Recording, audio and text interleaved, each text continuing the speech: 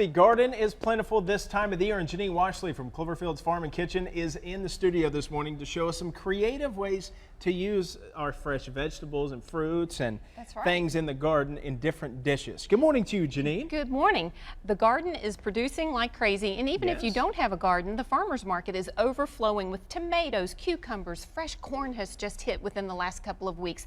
Herbs are, I've got mint, oregano, I've got all of this wonderful stuff.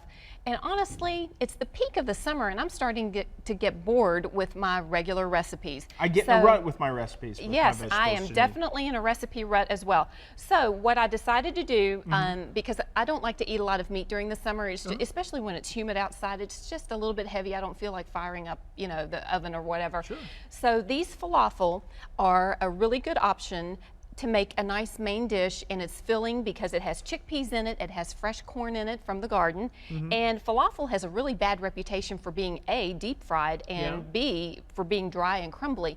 And I thought, what if I took a falafel recipe and I treated it like a crab cake recipe and put in some mayonnaise and use breadcrumbs and then bake it. Ooh, and what I've come up with is a really moist, delicious patty. It could also be used as a vegetarian option on a burger. All right, sounds good. Before we get to that, walk me through the salad that we're going to make. Now, technically, this is called fattoush, and that translates to peasant salad.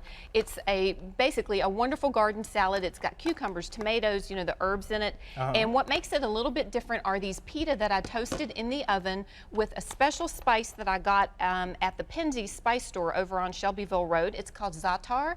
It has sumac, and sumac is a really lemony flavor, so that's a really nice lemony touch. And then there's additional lemon dressing to put on there. So while you're making the salad, za'atar, huh? Za'atar. It's Z-A-T-A-R.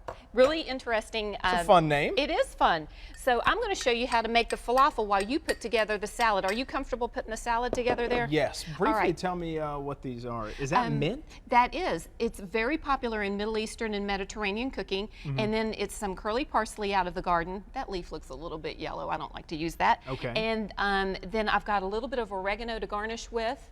And those are really popular Middle Eastern herbs. Okay. So here's how we go with the falafel.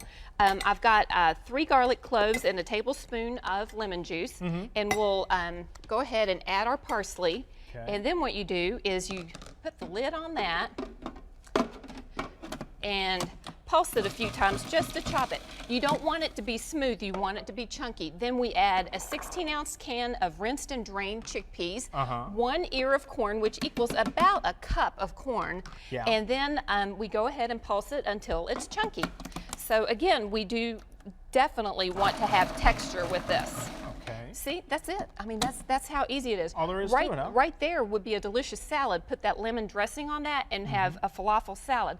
But we're going to take it a step further. We're going to bake our falafel, and we're, like I said, treating it like crab cakes. So we're adding plain breadcrumbs, a half a cup of plain breadcrumbs, and then this is a couple tablespoons of mayo. Mayo keeps the moisture in there and also helps with the binding. We would take this mixture, add it in here, fold it together, and then it's firm enough to mold just like raw hamburger. It would be that, it's that firm to mold.